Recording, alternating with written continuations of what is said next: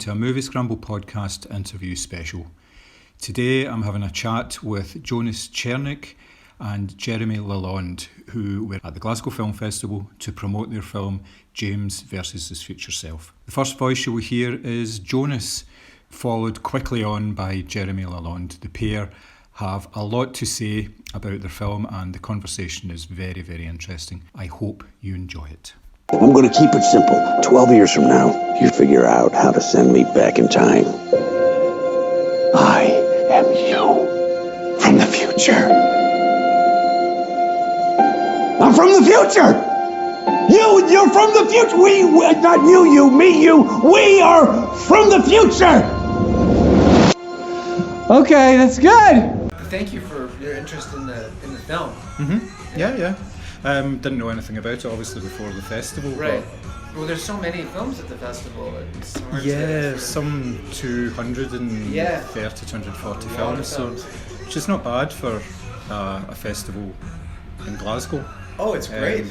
It's very well programmed. I think it's like the third biggest in the UK, which obviously the UK is not a massive market in terms of film festivals, but it's still pretty good. But just they have a great presence. Just walking around the town, you feel like you know the festival's on. Yeah. Or, you go to some other festivals and it's like, do people in town know that? Like, you go to a restaurant and you're like, oh, you guys here? You guys from out of town? You here? Well, we're here at the festival. Like, there's a festival? It's like, there's a festival. Whereas like every restaurant I've been in, there's a poster in the door. Yeah, it's very well. It's extremely well organized, well publicized. The hospitality, they take really good care of the filmmakers here. Have you ever been to Sci-Fi's? No. The Sci-Fi's Film Festival, that is haven't been there yet. Excellent. It's like the whole town almost becomes a film festival for a week and a half. It's really good. I've been there a couple of times. Yeah, it's a genre fest, I think. Sudbury's like that too. Yeah, we have some in Canada that are like that. To be fair, your film would probably fit in quite nicely because it is sort of a fantastic fest kind of idea, but they branch out and they are like comedy. Obviously, there's a wee sci-fi element in your film as well. We've been programmed at a few really great genre festivals. We never really targeted that. That wasn't something for but could have fit in nicely. But we're happy to have our European premiere here in Glasgow. Yeah, well, of course. Beautiful city, and for one of the days out of the year it's not actually raining. So we got lucky. We got really lucky. The last 2 days, we got here yesterday. You definitely did get lucky. The forecast was not this, by the way. I've been checking the forecast every day for a month. Don't do that. No, it's best not to. I agree. We tend not to. Well, even like Glasgow's an island, or it's on an island, so it's like the weather changes. Oh yeah. Apparently I think it's half of the year it rains at least once a day. So So you get used to it. You get wet. Yeah, but it's also more of a drizzly as opposed to like a downpour. Yeah, of course. Yeah, it's not quite as bad as that. Let's face it. So, film began. You two at I believe it's a premiere you were at for your previous film, 2016, and brought the ideas together from there. Yeah, well, Jonas and I have known each other we met in 2012, I want to say, around there. We both had sex comedies at the Santa Barbara Film Festival, and even though we were from Toronto, we met in California the first time. And so from there, we kind of got to know each other as like actor-filmmaker, but also writers. And so we'd share scripts back and forth over the years, and then he was in my previous film, How to Plan an Orgy in a Small Town. And then great title, right? Absolutely. You want to see that movie, you don't forget that title on a hundred, let's face it. Yeah, I think it's on iTunes in the UK, by the way. Nice. Yeah. Shout out. Thanks, buddy. So when the time came for this, what I knew is I wanted to do something in this realm. I wanted to do something sci-fi-y, time travel-y, potentially, and Jonas and I were sitting down and I said, do you have any ideas? Because I also wanted to collaborate with Jonas, and he had one idea. Yeah, I had one idea, and it happened to be a sci-fi idea, and it was really just the nucleus of this. It was a man goes to battle against himself from the future. Yeah. And I always thought of it as like kind of an odd couple. Sort of, they're the same person, but they're totally different. Mm-hmm. Maybe a roommate. I wasn't sure whether roommates or I knew one of them, the older version, was going to try and steal the girlfriend. This is how it started. Yeah. That's all I had. Really vague idea, and we just kind of ran with it. Jeremy was like, "Oh, let's flush that out," and then over the course of 2 or 3 years, we developed this script. So you were collaborating on the script, you were sort of going back and forth. Do you work together or do you work separately? We never stood over the same computer and typed. Yeah. We would get together to talk about big picture stuff. Story sessions where we'd break the story and try to figure out what it would look like, and then we'd go off and one of us would write a draft and then send it and do notes, and then maybe one of us would rewrite it, and back and forth like that for a while. And then at a certain point, right when we started to get into production, I stepped away as the writer and said, from this point on, I need to put on my actor hat. So you are now the writer.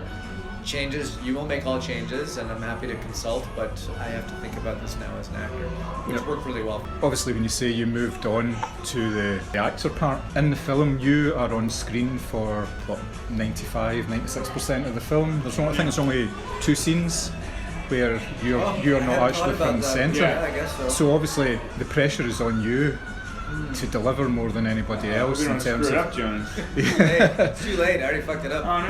That's what I was going to say. Was there a certain amount of pressure on you, because obviously you had the background in that you were part of the writing process and the development process, but then obviously you're front and centre and you're basically having to carry this film in terms of the acting. No pressure, because we cast Daniel Stern, and As long as he's in half the movie. and we put all the pressure on him to deliver. We gave him the best part, and I put the pressure on him to deliver.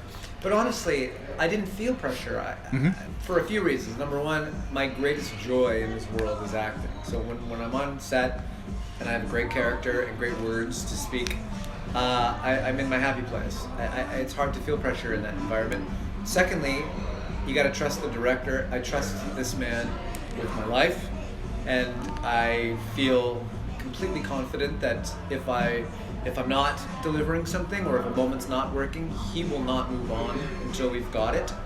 That's incredibly comforting, and it allows me to relax into it. And the third thing is that, having written the character and been with the character for 2-3 years, he's in my bones. Like, the character there's some discovery involved, but for the most part, I'm just relaxed into it. I've been with this character for a long time. I understand this character as well as an actor can. Most actors come on board and they read a script and they're playing that character, within a number of weeks or days. Yeah. But in this case, I've been with the character for long enough. So, didn't feel the pressure. Maybe I should have. Yeah, it's a funny thing. Like, this is the first time I pre-sold the film. We are wonderful producers did this amazing job of doing pre-selling the film in some areas before we even before our first day of shooting. And for me, like, there's a bit of pressure there where I'm like, oh shit, people are gonna watch this for sure. We're normally it's like, let's make a film and hopefully it sells after. But then I think it all goes away because it just becomes about the day-to-day work, and it's like, are we serving the story? And I think that's where Jonas is the leading man, someone who is, he's carrying the film on his back. But it's like, he doesn't think about that because he's just trying to serve the story and serve the character and the greater piece. And so I think the reason why he probably doesn't feel the pressure is because he's given himself away from that, and he's just there to be what this movie needs at the moment, which is like the best thing you can get as a director, as an actor who is just present and there to play. And there to just like find stuff. What he said. Sounds very good. Yeah, doesn't it's good. it? Yeah, I'll go there. In terms of obviously your collaboration, you're known from what I've read previously about being an actor's director. Oh, It sounds very flattering and everything. It is very flattering. So what does that mean in terms of your process towards actors? I think what it means is that I don't give bad notes. I mean, I think it's just that I understand enough about acting to know that they have a process. I know different actors have different processes, and it's not about me trying to get a specific thing out of an actor, but about trying to find a real moment, the truth of the situation, and giving them the freedom to find it, but also like knowing when to step in and give little cues and little help, but not to dictate a performance, because I don't believe in that. I worked with one actor who's a great actor once who was just like, I just want to get it right, and I told him, I was like, there's no such thing as getting it right. We're just trying to find stuff. Yeah. And if it's different every time, that's okay. It's like, but I don't believe you can get it right. I believe you can find things, and sometimes it's about, sometimes it's hard, I think, for an actor to do all the the levels the scene requires in a single take. And so in my brain I'm also an editor, so it's like I know what moments I need. So as we're going through takes, we'll do a take in this vein, knowing that I'm going to use this part of this take for this, but then I need a different ramp up for something else. And some actors, they can do that whole thing and they can go through a big long scene and be able to get to all those places in one. But if you can't, then it's about breaking it down with them and finding those moments individually. And that doesn't mean the actor is better or worse. It's just some different actors work differently. And so your job as a director, I think, is to figure out how your actors work and how to best work with them so you can serve their vessel. Yep. Okay. You know, and there's no good or bad thing about it. It's just knowing that everyone works differently, and how do you work with each individual actor and not treat all actors the same way, because you can't. No, different beasts entirely. How does that work with yourself then? Obviously, you've obviously worked with Jeremy. Sorry, that's a terrible slip. On a couple of occasions now. But how does his approach differ to approaches that you've had with other directors and other projects? Is it all in is it a very individual thing depending on the project, or is there almost like a type of director that you have? There is the sort of the more actors director, there's more sort of director that sort of stands back more and deals with sort of the overall picture, and the actors are just part of that. Yes. So yes, that there's a range. Yeah. There's a spectrum. and Sometimes literally. So a he little is on the cruel. spectrum. Yes, yeah. And my favorite directors are the ones who aren't intimidated by actors, who know how to talk to actors. And a lot of directors, and even good directors, don't really know how to talk to actors and are comfortable talking to actors. For me, the best collaborations are directors who are not afraid to get in there and talk to the actors, who have a very specific vision. They know what they want, but at the same time they're open to this discovery process that Jeremy's talking about. That's the sweet spot for an actor. You want a director, you want to feel like your director knows what he's doing, has the big picture in mind, but also is open to change and trying new things and experimenting.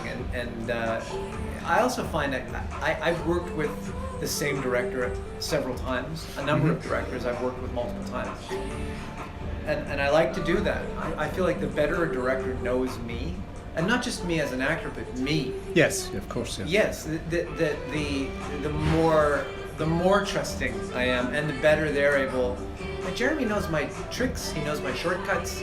He knows when I'm being lazy as an actor, and he can respectfully and tactfully, point that out or gear me away from it. And that's what I need. That's what I want. It's ideal for me. I don't have to do all the work. I can let him do a lot of the heavy lifting, and I can just be. Yeah. But to speak to that too, is just like, I think the best relationship a director and actor can have with each other is they both trust each other. Yeah. So I can trust you to walk. I think to give it a metaphor, I want to create an environment where my actors feel safe on the tightrope, because I'm the net that will catch them. And they don't have to look down, they don't have to worry that it's there. And it's like they can just they can try something more dangerous that maybe is uncomfortable for them, but that, we're not going to use it if it's bad. But also that might inspire something new. We're not scared to try different things, even though I might have something specific in my mind. I want to know what they're going to bring to it, because that's why they're there. Yeah. Okay. So continuity within sort of cast and crew is very important to you then, because it creates a sort of a shortcut then. Sure, shortcut. Yeah, that's the best way to say it. Is a shortcut. Well, you just know each other and you know your tricks, and you kind of know what you can push to. And I find that I think one thing that I get the actor director comment too is because I put the time in getting to know the actors.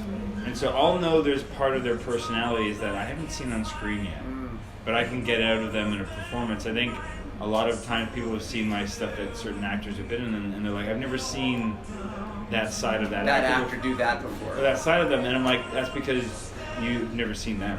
Like you've never seen them be who they are in an authentic way. And so for me, it's about trying to find something authentic and trying to find something interesting. And I've been lucky that I've had to be able to spend the time to get to know so many great actors that they've given me that gift of themselves to be able to be comfortable to put themselves on screen in a way that, you know, even though we make comedies, like, I think you still want to find the truth of something, and being able to tap into the human being's essence is like the greatest playground ever.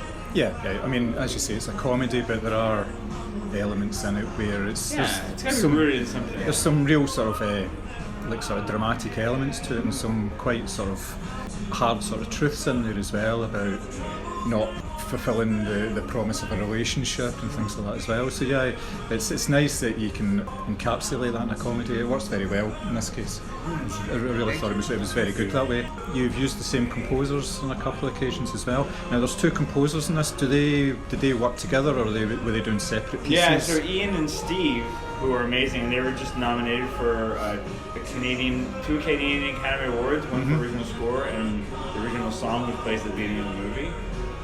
This is the second time I've worked with them. They also did my previous film, The Go-Getters. They're magic. I'm a very amateur musician myself, and so what was really amazing about working with those two guys is they're guys that they come with.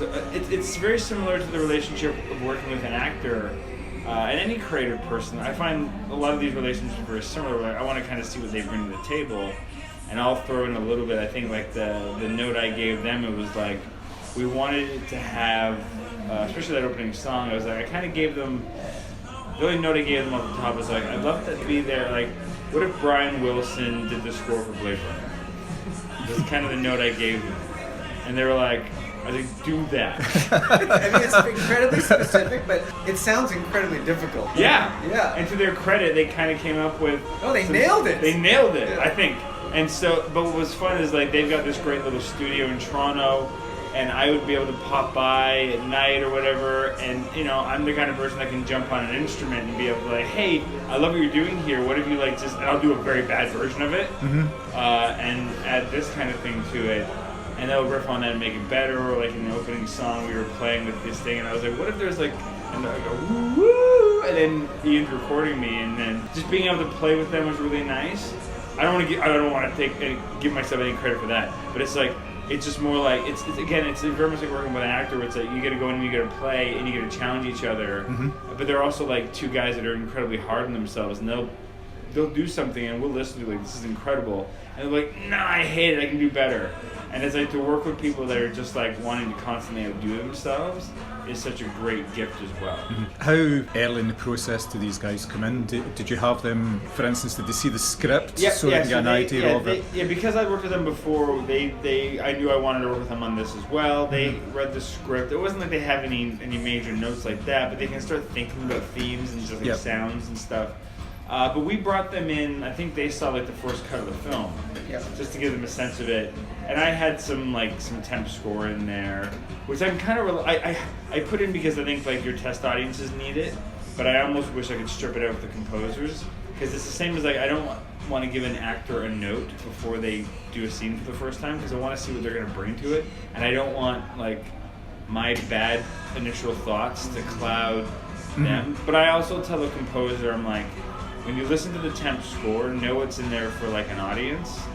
It's written in sand. If I'm over here doing something red and you come in going, actually I think this song is green, do that. Like go in the opposite direction I'm going. Go by your instincts. I really, really respond to like, and that's the same with an actor. It's like just because the scene is written dramatically, try playing for comedy. Maybe it'll play better. Like let's try different things.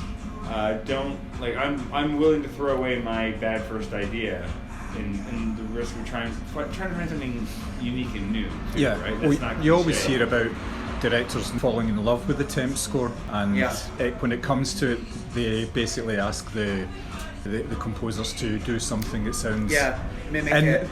And that it's not exactly like that, but it has that certain feeling. And there's very famous occasions like Stanley Kubrick, for instance, who liked his temp music for 2001 so much he just used that rather than the scores written for it. So I take it you can separate yourself from that quite easily because you know it's just part of the process? He can, but to his great credit, there was one song he put a pop song, Sheryl Crow song in the middle of the film that plays from beginning to end over like a key sequence. Yep. He used it as a temp track, and when myself and the other producer in the film, Jordan Walker, when we watched the first cut, we were both in tears, and we turned to each other and said, like, we have to get that song.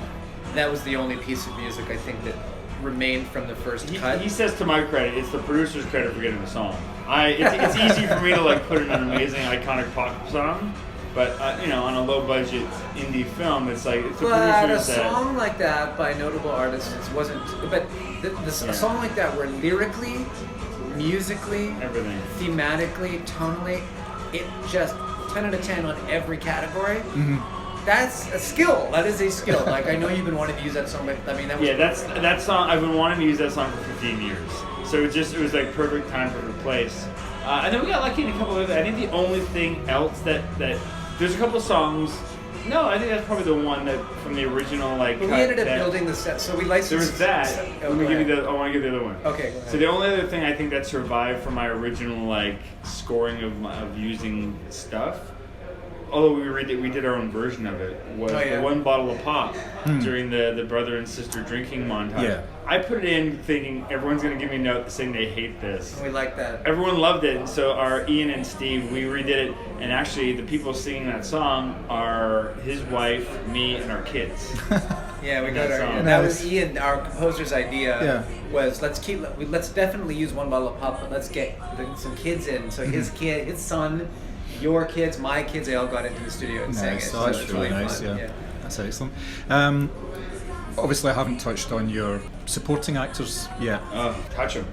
Yeah, please touch them. Appropriately. I was interested in the way you introduced the two of them in very sort of different ways. Daniel Stern was introduced in a way that it was almost like an action scene, if you like falling into the dumpster and all that sort of stuff. But it didn't give very much away about his character. It was sort of the bare minimum, obviously, so that could be developed. But Frances's introduction was just spectacular because within one very short scene, you got exactly what she was like, and that didn't change throughout. I thought that was really good. Was that a deliberate thing on your part that you wanted to kind of introduce them in different ways? Because you could have introduced Daniel's older James character in pretty much the same way as well. Like, there you go, this is a character, just in one short scene. I think it's intentional as far as with the introduction of Jimmy, Daniel Stern's character. We wanted an element of mystery. Yeah. We want the audience leaning forward and going, who is this guy? What's the deal here? What's the relationship? What's the backstory? Whereas with Dr. Rowley, played by Frances Conroy, it's the opposite. You don't have a lot of time with that character. You want to really establish who she is immediately. Yep. And so I think that opening monologue and the way people respond to her is very telling of the character. But we also have to give credit to the actors. Frances Conroy, she just knocked it out of the park. And as much as we will take credit for writing that bit, she elevated it to a whole nother level. So you do feel like you get that character right away, and that has as much to do with what she brought to the table. Yeah, because it's amazing because she shows up and then she's not in the movie for another half an hour. That's right. Yeah, there was one more scene that we just trimmed out just so we didn't need it, and she's in shortly after that. But it's just her doing more of the. I just watched it the other day and I was like, oh, it's such a fun scene, but you don't need it. But it's just like I miss it in the movie just because she's so great in it. But yeah, that's just the luck of like having an amazing actor. That's just the luck of working with incredibly talented actors who can create these memorable characters in seconds. Obviously, you've got James and you've got Jimmy, two characters, and I like the way that you just said at the beginning, this is how it is. You didn't explain time travel. You just said it works. Yeah. Which put it out of the way, and that kind of built your world for you, because then that was just there, so therefore you could use that to explain the differences between James and Jimmy, as in he's taller, he doesn't speak the same. But did you actually spend a bit of time working with Daniel, because obviously there's a lot of small touches in there, that certain things that you do that he kind of mirrors, and it's very kind of subtle ways, just like sort of movement and things like that, and the way they react. So there is stuff in there, but how much time do you actually spend with him doing that? So there was a period where I thought I was going to do a Daniel Stern impression for my character. So Yep. we were watching while we were in prep for the movie. We were roommates, and every night we would watch a different Daniel Stern movie. Yep. And I would take notes on how he speaks and how he moves. And I was very excited about this. And Jeremy was kind of watching me from the sofa, from the couch, and thinking. And eventually he said, "It's great that you've been doing all that research. Now throw it all away." Because this isn't about mimicry. This isn't about, you guys are different people. That's the point. Yeah. And so I appreciated that and felt like this was the way to go. And so I think what you're looking at and what you've noticed very astutely is mostly Jeremy figuring out visually how he was going to mirror us. And the physical stuff, very subtle, very little things. We're all collaborative. We all kind of came up with that in prep. Yeah, and I think if I wanted anyone to do an impression of anyone, I wanted to go the other way. I wanted it to be Daniel finding little moments where you see James sneak out. Like when he first sees Courtney for the first time and he becomes a bit blubbery and nervous, Daniel has that great moment. That's one of my favorite moments of his in the film, where he's just like kind of off his game for a bit. You know, it's just little stuff like that. But I think that was the trick, is the idea is like, this guy is someone different. And that's been one of like the real rewards of getting feedback on the film and reviews, that it kind of like let us know that nobody's bumped on that. And I think that was something we were very nervous about, with people buying that he's the older I was him. especially nervous about that. I used to have paranoid worries that like that's going to be the downfall of the movie, that no one is going to buy that we're the same person. We haven't had literally not one person has come up against this. It just works. And well, like you say, you set out early, so therefore you just accept it. Time travel spreads you, changes you. Jeremy would always say to me, "Dude, our movie's called James vs. Future Self. We're telling the audience before they're paying money to come in and watch a movie. They know it's about a guy and his future self. They already bought it. They literally bought it already." There was a lovely wee touch right at the very end of the film where they're sitting in the cafe in Switzerland, and one of the versions of you actually has the beard and the white hair. I thought that was really good, because Thank you for noticing that. That just sort of calls back to the fact that he is so different, and it's like another version of him, if you like, that hasn't gone through the whole time travel experience, but he still looks like him. I thought that was particularly well done. Thank you. Yeah, you're one of the few people. I think people get that, but we haven't talked about to put a point on it like that. The point is to kind of let the audience know that he doesn't become the Daniel version of Jimmy. Yes. We did have a 5-minute conversation at some point about whether or not that should be Daniel Stern in the cafe, and Jeremy, it was me questioning him, Jeremy going, "No, of course not. Of course not, because become that guy." Yeah, he doesn't go through the process but the beard is, yeah. and that's also a little bit of we have to credit Kat Crisp, who is our brilliant sort of hair and makeup coordinator, and and Blake Arsenault. They worked together to kind of come up with those looks. And Jeremy, and I think that they did a good job. Really did enjoy the film. I know you probably get quite a lot saying, "I loved the film." It was great, but it was good. Anytime you hear it is always nice.